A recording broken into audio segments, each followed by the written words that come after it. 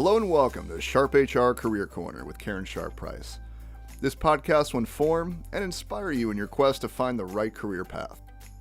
If you're just starting out, looking to make a change in your field, or transitioning into a new career, then this podcast is for you.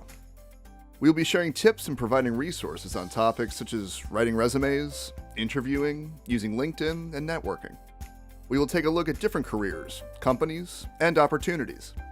You will hear success stories from professionals in all career paths, and so much more. You will leave this podcast with 3 key takeaways that you can easily put into practice. Enjoy! Welcome to SharpHR Career Corner. I'm Karen Sharp Price. Today we're going to talk to Connie Whitesell, owner of Scattered to Streamlined, about her own career story. Connie and I met through Grow Buffalo Business. Connie's a business coach, and I've worked with her with my own business. It was the best thing that I've ever done for my business success. Good afternoon, Connie. How are you doing? Good afternoon. I'm doing very well. Very happy to be here, and thank you for sharing that about the help to your work. I really Absolutely. appreciate you saying that. I cannot say enough about what you've helped me kind of actually streamlined. That is a really, you picked the right name, and it goes right to how a business owner feels about everything that they're doing, especially small businesses, because they're doing so many different things. So Scattered to Streamlined is an excellent name for a company. Thank you. So thank you so much. And we're going to talk a little bit more about that later. But let's go back. I know we might be going back a little bit, but let's go back to your college days. You received your degree in marketing and public agency administration from the University of Wisconsin in Madison. Are you originally from Wisconsin? No, I'm not. I'm from the Midwest. I'm from the Chicago area, Okay. and I'm close to the Illinois-Wisconsin border. Gotcha. So, it just happened to offer. At the time, I didn't even plan on getting into marketing at all. I wanted to be an actuary. Oh, you're kidding. I really enjoyed math and business, and it seemed like a great combination of the two. And there were very few universities that offered a degree in actuarial science, and Madison did in the business department. So So you started with that? Yeah, I did. Okay. What made you switch over to marketing then? The statistics class. That would get everybody. There's a lot of statistics involved in actuarial science, and while all the other math I really enjoyed, that just did me in. And learning more about the profession. It's a pretty dry profession, and I realized I probably wouldn't be ideally suited for me anyway. That's interesting. So, what about the combination of public agency administration? Where does that come in?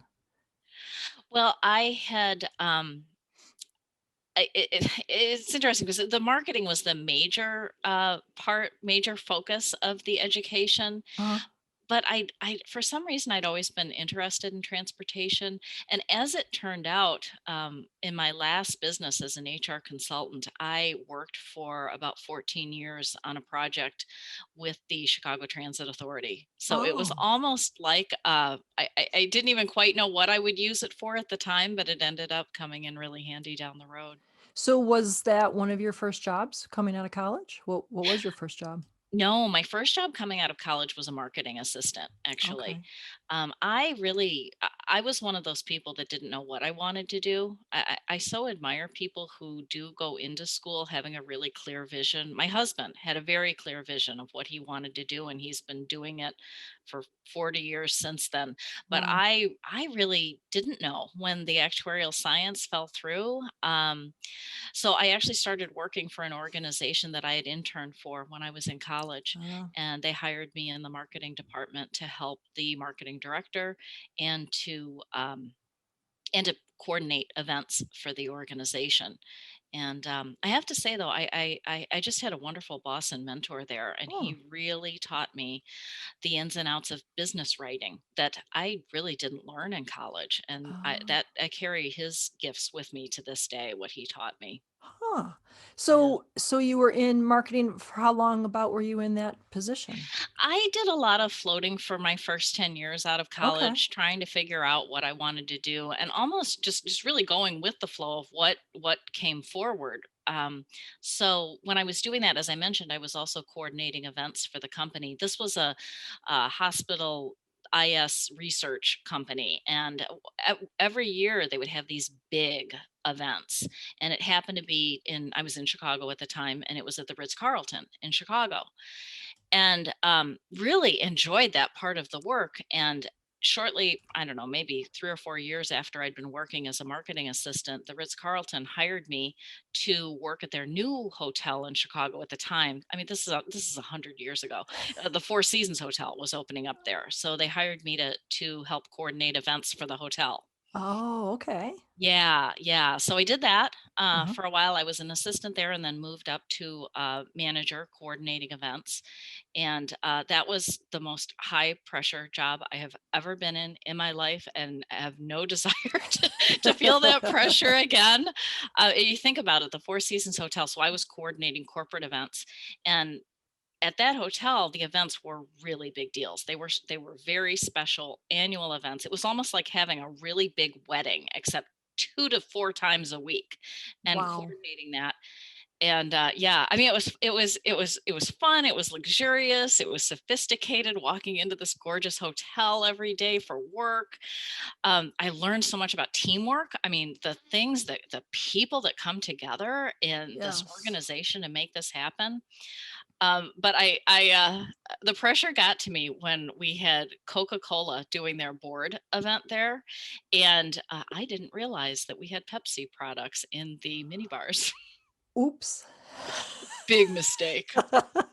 Oh my goodness. Yeah, that was, I remember the catering manager, it was like 11 o'clock at night, and he said, because I'm young then, right? I'm still in Yeah. my like mid 20s, late 20s maybe. And he's like, Connie, you have to stop the ugly crying. Because it seemed like the end of the world at the time. Oh my God, there are Pepsi products. Oh my Anyway, gosh. yeah, yeah. So then I just decided I really need to get serious about a career. I mean, the Four Seasons was fun. I could stay at different places at no charge. Yeah. That was really fun. But at the time, I didn't have the courage. In hotel management, you really have to be willing to move all over and move around the world. And I was such a small town girl at that point, and I just couldn't even imagine doing that. And so I thought I really need to get serious about what I'm doing going forward. It's funny Um, that you say that because my first job was the HR manager or HR director at the Holiday Inn Grand Island. And the same kind of thing. I was in my early 20s, and it is a great opportunity for somebody who's just coming out of college to be able to do many different things and learn. And you're in with a group of people that are generally about your age. There's a lot of younger yep, people working there. yep, And it's exciting and it's fun, and every day's different. And it's just, yes. but I was probably there about 3 years, and then I was ready to move on. Like, you get to a point where it's a lot. It's a lot to take. Exactly. Yeah. It really was. But it Yeah. was fun. It was one of the best jobs I had. It was just for being the first job out of college, it was great. It was, Right, right. yeah. And I was living, the hotel is right downtown Chicago. I had an apartment a half block down the street. Now, it was the crappiest apartment you could imagine. It was in a basement. There were rats in the parking lot. It was just horrible. Oh, But my roommate and I were like, oh my God, we're in the city. This is so much fun. yeah, yeah. We loved it at the It's a time. great time. It really, Yeah. yeah, it was one of the best times. So, okay, so now like we probably fast forward, I don't know, almost 10 years. What happened to make you decide then to go back for your MBA? Was it that? No, it wasn't. I actually thought for a while that I wanted to get into legal work. Total change. This was out of the ordinary, but I didn't know if I wanted to be a lawyer, so I went through this paralegal certification course, and I ended up working in a law firm for Oh, about 10 years. oh my In gosh. Yeah, yeah, and oh my God, that was fantastic too. I worked with two of the attorneys there, and we did the all the labor and employment work. That was kind of the start into HR. But at the time, we were doing a lot of corporate defense work, Oh, a lot of helping companies when they had employment suits or discrimination charges filed against them, that kind of thing, doing policy manuals, compliance work. Okay. And the attorneys I worked with gave me a lot of leeway as a paralegal to work with the clients. I learned so much about labor and employment law at the time. Ah, But what ended up happening was my husband, at the same time, he's a college basketball coach, and he was working at this university, and uh, I could actually go to school there for free. And I love school. I really love learning. And so I went to night school oh, and okay. while I was working at the law firm, got my MBA over a period of, I don't know, 2.5 years. And I did it with an HR emphasis because of the relation to the labor and employment law that I'd been doing. Sure. Know where I wanted to go with it. And I realized after getting the MBA, there really is nowhere to go in a law firm with Hmm. that unless you become a lawyer. There are so few people that, I mean, there's an HR person, but there really Yeah. wasn't where I was, there wasn't much movement. So at the time, one of the attorneys that I worked with, he and I just decided to form our own consulting firm. Oh, wow. Yeah, that's where the HR consulting firm started in, Okay. gosh, way back in 2000. And that was to help companies be more proactive rather than reactive. So help them understand how to treat their employees so they don't have these kinds of charges filed against them. That And was a very good idea. yeah, yeah. So, and that's where I started. Actually, I had an emphasis in drug and alcohol, federal regulations related Ah, to drug and alcohol testing, and that's where my work for the CTA came into play. So it was just, it's so funny how how these things happen along the way, but they lead you to, and I enjoyed all of them, right? I learned something from all of them, and they eventually led to where I am now. So I'm sorry if I'm kind of no, no, no. there were That's a so great, many shifts there no, for a no, while, but I'm that's, old and a lot happened. no, that's exactly what I try to emphasize with students is that you may not know exactly what you want to do, and you might have maybe a goal and you may not be able to reach that goal right away, but the opportunities that come up, if you take them, can lead you down roads that you would never have imagined. And the experience that you get and the skill set that you get is so worth it. But you have to be Absolutely. open, like you were open to all of those different turns and pivots. Yeah, you're right. And the people you meet along the way. Yeah. Yeah, yeah. Yeah, that is great. So okay, so now you have your MBA with specialization in human resources. You had the company with your co-worker, the lawyer. What happened after that? How long did you have that company with him? Well, we had the company overall for about 14 years, but in 2011, things were disrupted because of my husband's position. Actually, Mm, he was at the Division 1 level in college basketball, and there are only, I don't know, maybe 350 Division 1 schools in the country. There aren't wow. that many jobs there. Right. So it- when he was working at Loyola University of Chicago at the time, and when he left there, it was like, okay, what, now what, what are we What do you doing do? here? So, Yeah.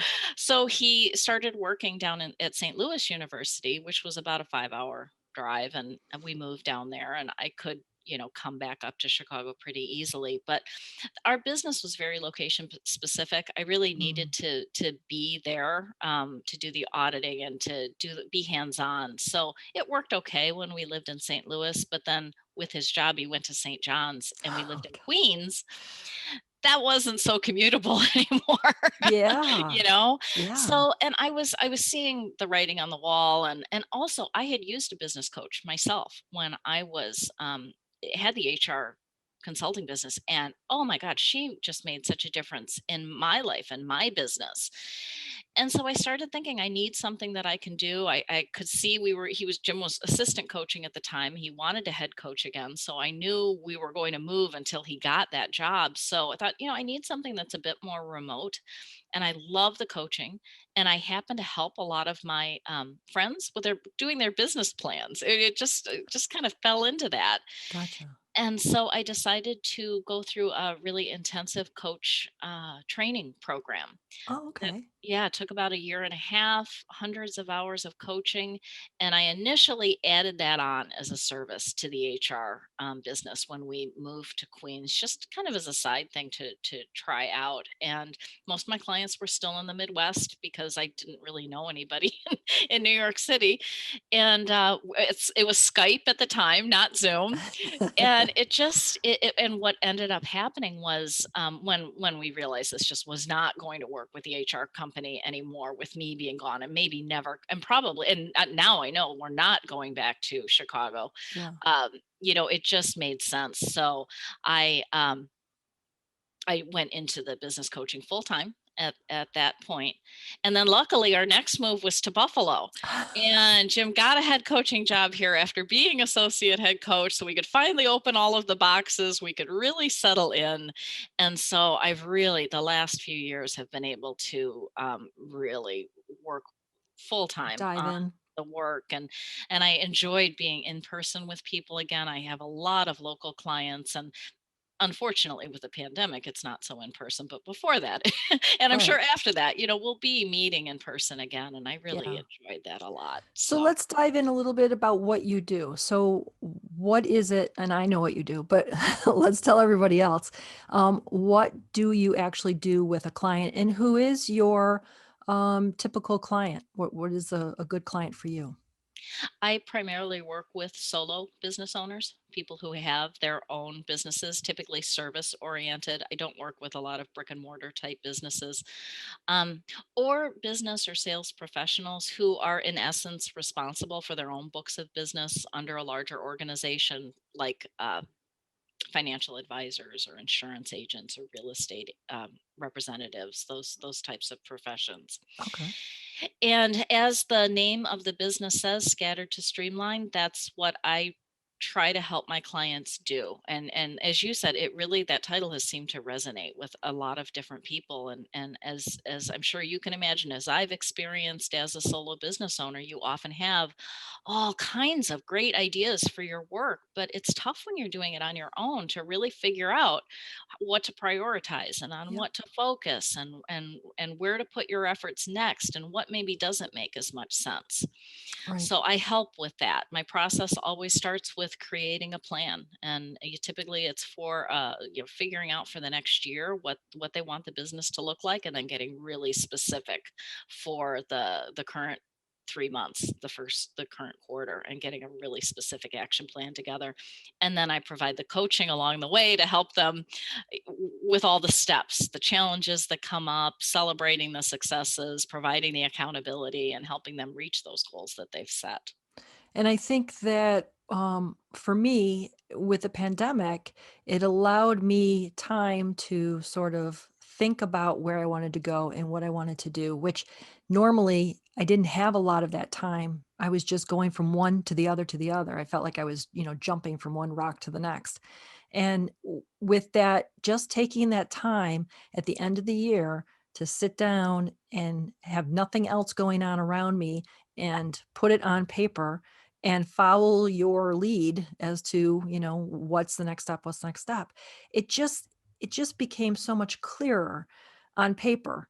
And then as you go through, I mean, I cannot believe how hard I hit the first quarter of January, like just so organized, knowing what my next step was going to be, checking the box, feeling completed victory that I actually did what I needed to do. And it was just step by step, instead of having all of those ideas, your sales, your marketing, your accounting, you're trying to get new businesses, then actually working with the clients, having all of that thrown in your head, going around, spinning around in your Right. head in the middle of the night, having an idea pop in, um, Yes. having it down on paper. it I can't explain to anybody unless they do it themselves, how that really transforms what you're going to do in your business. It changes the trajectory, and it changes the processes of how you do things. I feel a lot less stressed, I really do. I I'm just so feel glad. like I know what I need to do, and I know what I want to accomplish in this first quarter.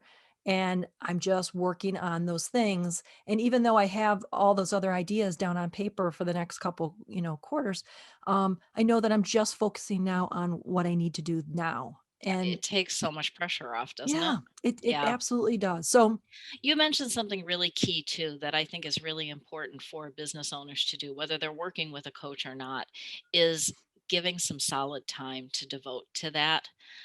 You gave yourself a full day mhm, to really think about to really work on your business rather than in your business. And so many people get so wrapped up in the day to day that they don't set aside that time. And I think it's just so critical to do at least once a year, yeah. ideally every quarter.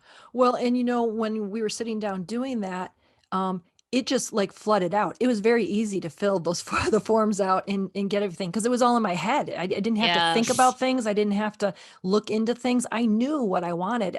You just had to ask me the right questions, and the information just poured. So, yeah, Oh, absolutely. that makes me so happy. So, And that just related to that, I think a distinction that is important to make that sometimes people don't understand, the distinction between a coach and a consultant. So as a coach, that's what I've been trained to do, right? And that's what I've done now with this experience. You're the expert in what you do. I am not.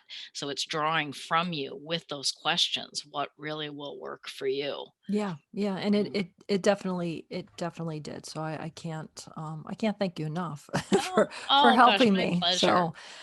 So we're gonna take a little break, and we're gonna play a little game of get to the point. I'll ask you about 10 random questions, and you just give me the answer that pops in your head at the time. So are you ready? I'm ready. Okay. Okay. So virtual or in person? Does it have to be one or the other? Can it be so? Because I would say overall, the introvert in me loves the virtual, Huh? but for work with my clients, I really like to be in person. Okay, that's good. That's a good answer. Pizza or wings now that you're in Buffalo? Oh my gosh.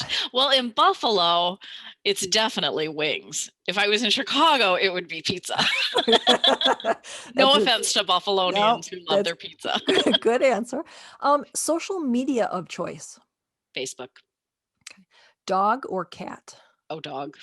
I do like cats, but I work with a dog rescue. I've always had dogs. I have to say dogs. Okay. Relaxation of choice. I love to hike. Getting out there is meditative to me, being out hiking. Okay. And I think we're going to talk a little bit about that in a minute. I want to talk a little bit more about that. Books or music? Um, mm, oh, that's a tough one. I think books. Okay. Have you ever met a famous person? And if so, who? Yeah. My brother-in-law, my four of Jim's brothers are in the entertainment world. Oh my So gosh. when one of them got married, quite a few years ago, he was the agent for Matt Damon and Hugh Jackman and how am I drawing a blank? Matt Damon's buddy, Ben Oh, Affleck. They yeah. were all at the wedding, so I was Oh my completely gosh. starstruck, and they were just normal as could be. Matt Damon came up to me at the wedding, put his hand out, and said, "Hi, I'm Matt Damon." Like, Oh my like I don't gosh. know who you And you just chill. Oh, hi, nice to meet you. exactly. Right, right. Um, what has been the most beautiful place in Buffalo that you have hiked? Oh gosh. Oh boy. It's a tie for me between. I love the Niagara Gorge and Mm, all the different hikes. There are four different options there, but I also love Letchworth for a oh, complete getaway experience. Yeah. okay. Choice of beverage. Um, well, if we're talking alcoholic, I'm It can sorry, be alcohol. all of these. If it's alcoholic, I love anything with whiskey. Okay. If it's not alcoholic, I'm pretty boring. It's probably just water. Water. Okay. Phone call or email? Email. Okay. What is one of your goals that you have set for yourself that you're most proud of? I am really excited to start a group coaching program this year. Okay. Is that through Grow, or is that through No, that's through through Scattered to okay. Streamline. All right. I've done all one-to-one coaching, or pretty much all one-to-one coaching, except for those one-day planning intensives. And I'm working on developing an 8-week group coaching program that I Ooh, hope to repeat throughout the year to kind of go along with those quarters of the year to help people stay on plan. that's a great idea. And then your bonus question, this could be difficult. Um, UB Bulls or the Wisconsin Badgers? Oh, it has to be Bulls. That Okay. was so long ago. I mean, I'll still root for the Badgers, but no, it's got to be the Bulls. Okay. I love that team. Great kids, and of course, great coaching I was staff. gonna say, yeah, one of the best coasters. So, okay, so thank you for playing along. My I hope that was pleasure. fun for That you. was. Okay. So let's get back into our regular questions. It looks from early on that you had, an entrepreneurial mindset. And we talked about how you have started a couple of the businesses, but you've also started a couple of really fun groups. Can you talk to us more about this Buffalo Day Hikers Meetup group and the Buffalo Professional Development Book Club Meetup? Okay, well, the hikers group was I decided on that when Jim goes when he moves for a new job, he goes immediately. He gets the job, he moves within a week, and I'm Wow. moving everything from wherever we are. So he was living at the Residence Inn on Maple here in Buffalo, and I would come up to visit on the weekends, and and and I think I'd had maybe 2 glasses of wine. And I swear that's what led to the day hikers. I love to hike. I developed a love of hiking when we lived in St. Louis. There is no hiking in Chicago. So when we got to Buffalo, I'm like, God, this is such a beautiful area. I want to explore all of these different places. But I was a little leery about hiking on my own. Yeah. And when I looked at the different hiking groups that were already established here in Buffalo, they were a little too advanced for me. I'm not into I'm not going to go rock climbing or do anything crazy. But so I thought, what the heck? I can do this. So I set up a group that night, and the next morning was like, oh my God, there are 50 people signed up for this. Now I've got to figure out where to go and when we're going to do it. Oh my And then gosh. it just exploded from there. I ran that group for about 2 or 3 years. We got up to about 2,000 members. We had hikes. In Buffalo. In Buffalo 3 to 4 times a week. Of course, there were other people who stepped forward to lead hikes. I wasn't leading all of them by the time we grew. But eventually it did get to be too much. So and there was another group that developed. We had a lot of the same members. So I spoke with that leader, and we merged into their group. And Oh so my now I gosh. just hike when I enjoy it. So, and the other one really, I just wanted to, continuous learning is always part of what I am looking for in life. And I hadn't been reading as many professional development books as I wanted to. And so I thought, I'm going to start a book club around professional development that'll make me read these books, and then got into the flow of it and just loved it. Now we have the book club with Grow, so that's more where I'm focusing now. So we can't go without talking about Grow. You were one of the co-founders of Grow Buffalo Business. And if you can tell those that are listening, what is Grow? And if someone's interested, how can they join? Grow Buffalo Business was uh, Mike Anderson, and who is a business insurance representative here in Buffalo. He's also been a very good friend. And Kanishka Wananayaka, you had us on a previous Yes. podcast together.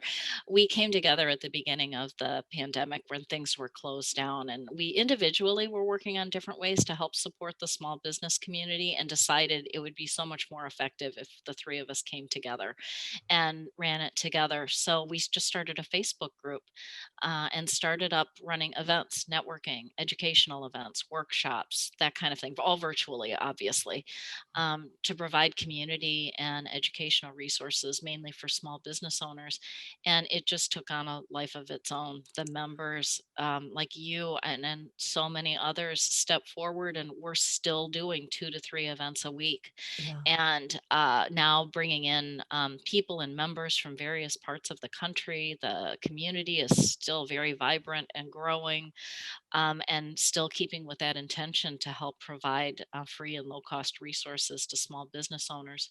Now, we have recently formed a nonprofit. We've got a website that we recently launched. We'll have a membership program going, because we want to, when we want to offer more to the communities, things that are even more substantive. And so we have so many plans for the future with that. And hopefully we'll be able to do a lot of that in person going forward. It's amazing. I think the last time I looked, there's 1,800 members, which is huge. I mean, it's only a year.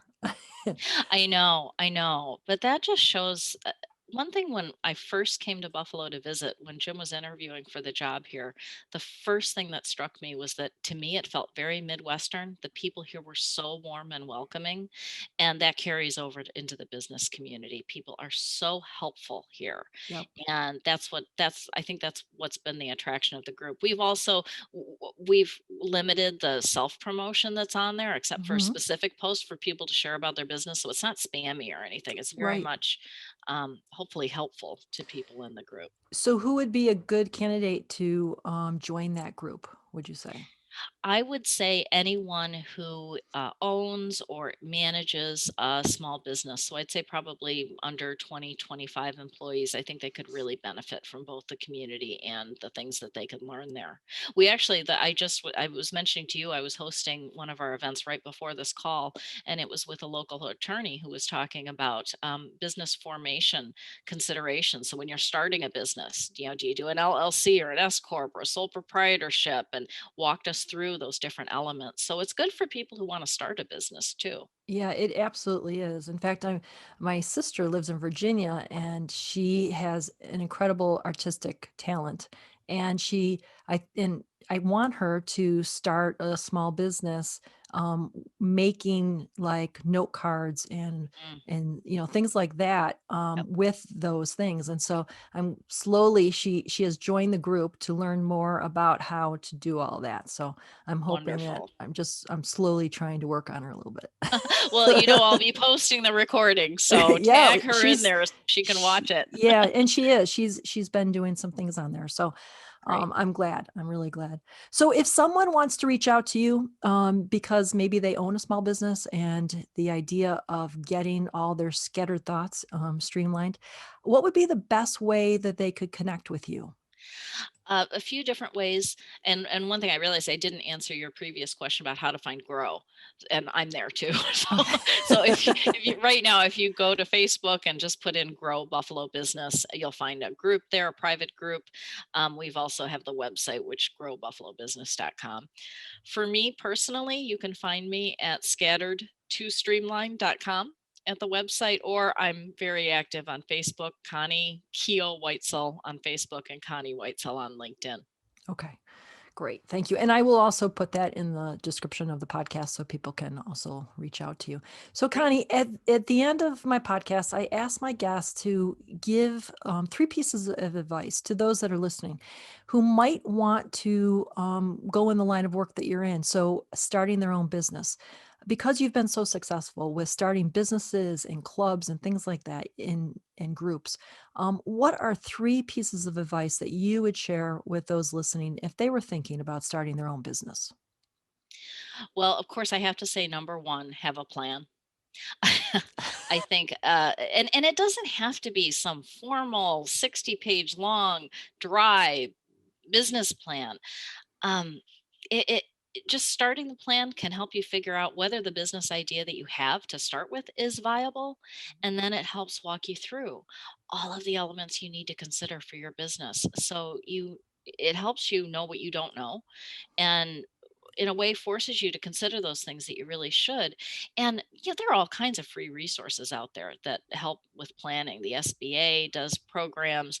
I think Business Planning for Dummies is a fantastic resource. I mean, the Really? authors that do the dummies books are experts. Uh-huh.